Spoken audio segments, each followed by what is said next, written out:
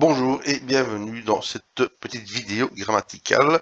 Aujourd'hui, nous allons traduire une phrase qui est assez simple, mais qui avait une grande importance pour les Égyptiens. Alors, première des choses, comme d'habitude, nous allons essayer d'identifier ce que j'appelle les points de calage, autrement dit les déterminatifs qui permettent de diviser la phrase, de la découper en mots de manière à peu près certaine. Ici, nous allons avoir les êtres humains complets, ça c'est tout à fait classique. Tout à la fin de la phrase, on a également le déterminatif des noms de lieux, mais précédé d'un pluriel et d'une hampe florale, également caractéristique. Si je remonte, je vois qu'ici j'ai également trois traits qui indiquent que nous avons le déterminatif du pluriel. Et si je regarde encore un petit peu par là, je vois que j'ai le petit trait qui est ici, qui me permet de découper le texte comme ceci. Ce qui nous fait déjà un premier découpage. Si je remonte encore dans la phrase, je vois que j'ai l'être humain complet, mais j'ai un autre objet qui se trouve ici, et cet autre objet est un déterminatif assez fréquent. Par contre, s'intercale ici un signe, le petit bras qui est ici, qui est plutôt un signe qui a valeur de phonétique, et donc on pourrait se demander ce qu'il fait là. Alors, quel est ce signe? Identifions-le. Nous le retrouvons ici sur une scène, une fresque illustrant l'agriculture en Égypte ancienne, tombe de Senedjem, et nous retrouvons l'objet en question ici.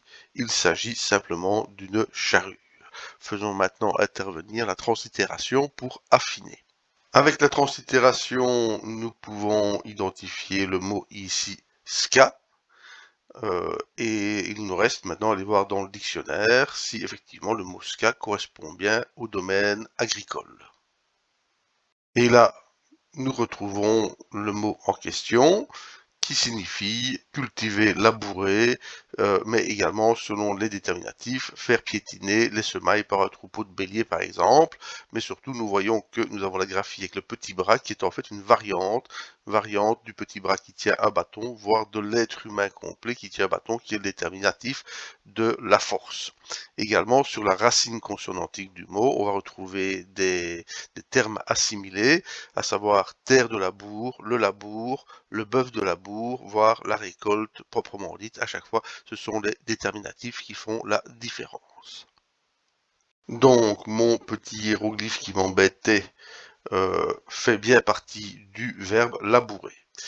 J'en déduis que si j'ai un verbe, ce qui suit sera le sujet. Et là, j'ai effectivement un pronom de la première personne du singulier. Et j'ai donc je laboure. Alors à partir de là, soit je laboure quelque chose, soit je laboure quelque part. Donc j'ai un complément d'objet ou un complément prépositionnel.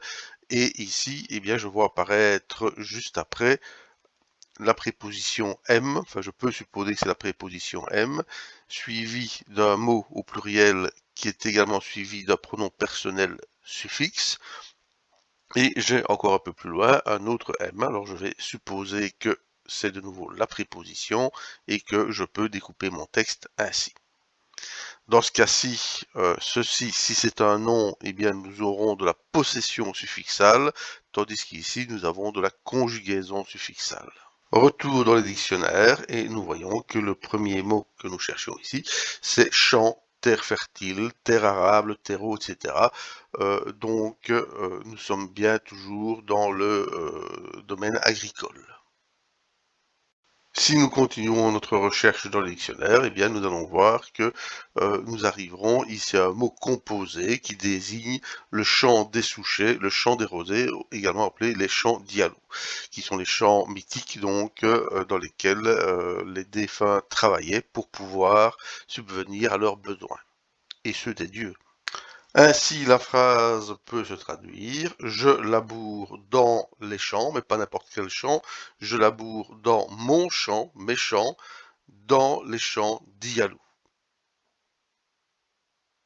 En interprétation finale, je vous propose donc « Je laboure ma parcelle de champ, la parcelle de champ que l'on m'a attribuée, et ce, dans les champs d'Iyalou ». Cette phrase est extraite d'un document, d'une série de documents du corpus extrêmement important, à savoir ce qu'on appelle le livre des morts.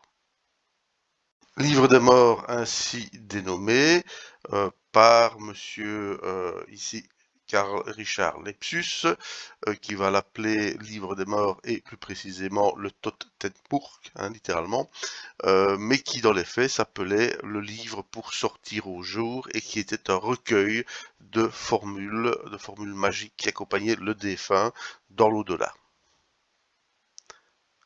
Voilà, j'ai toujours dit que c'était amusant, je n'ai jamais dit que c'était facile. À bientôt.